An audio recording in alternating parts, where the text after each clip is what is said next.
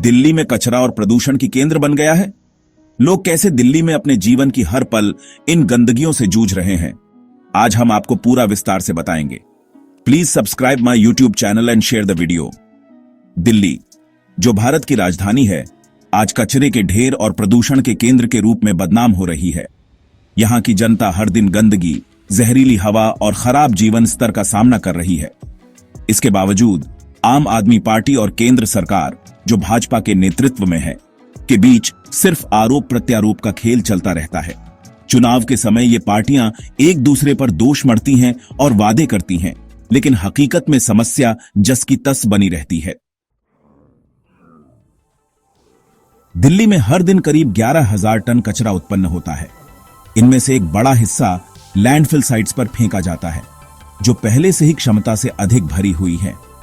गाजीपुर, भलसवा और ओखला की landfill sites अब कचरे के पहाड़ में तब्दील हो चुकी हैं। गाजीपुर का कचरा पहाड़ तो इतना ऊंचा हो चुका है कि इसे दिल्ली का ताजमहल कहा जाने लगा है। वहीं वायु प्रदूषण की स्थिति और भी भयावह है। दिल्ली का एयर क्वालिटी इंडेक्स कई बार गंभीर श्रेणी में पहुंच जाता है। 2024 के अक्टूबर-नवंबर के दौरान दिल्ली का औसत एयर क्वालिटी इंडेक्स 450 से 500 के बीच रहा, जो मानव स्वास्थ्य के लिए बेहद खतरनाक है।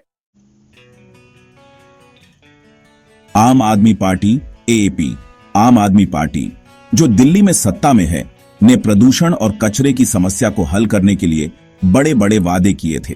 मुख्यमंत्री अरविंद केजरीवाल ने दावा किया था कि उनकी सरकार दिल्ली को स्वच्छ और हरित राजधानी बनाएगी, लेकिन हकीकत इसके उलट है। पर्यावरण बजट 2023-24 के बजट में एपी सरकार ने पर्यावरण के लिए 2,280 करोड़ रुपए का आवंटन किया। इसमें से एक बड़ा हिस्सा स्मॉग टावर लगाने और एंटी स्मॉग गन पर खर्च किया गया, लेकिन इन उपायों का प्रभाव नगण्य रहा। स्मॉग टावर की कुल क्षमता दिल्ली की हवा को साफ करने में 1% से भी कम है। पराली जलाने का मुद्दा एएपी सरकार पंजाब में भी सत्ता में है, लेकिन पराली जलाने की घटनाएं कम नहीं हुई। 2023 में पंजाब में 70% पराली जलाने की घटनाएं दर्ज की गईं, जिससे दिल्ली के प्रदूषण में बड़ा योगदान हुआ। कचरा प्रबंधन, दिल्ली में कचरा प्रबंधन के लिए एएपी सरकार ने कोई ठोस योजना नहीं बनाई।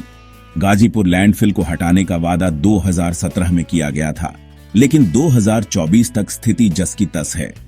केंद्र सरकार भाजपा, केंद्र सरकार भी दिल्ली की प्रदूषण और कचरा समस्या के समाधान में विफल रही है।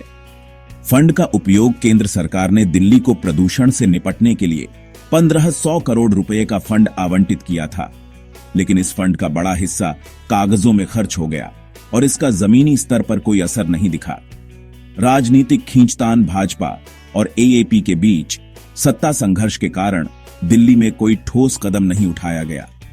केंद्र सरकार ने दिल्ली सरकार पर आरोप लगाया कि वह फंड का सही उपयोग नहीं कर रही है, जबकि एएपी ने केंद्र पर दिल्ली को नजरअंदाज करने का आरोप लगाया। जब चुनाव आते हैं तो ये पार्टियां जनता के सामने बड़े बड़े वादे करती हैं। आम आदमी पार्टी एएपी चुनाव के समय दिल्ली को प्रदूषण मुक्त और स्वच्छ राजधानी बनाने का वादा करती है। 2020 के चुनाव में एएपी ने प्रदूषण को कम करने के लिए 10 सूत्रीय कार्य योजना पेश की थी, लेकिन इनमें से अधिकांश वादे अधूरे रह गए।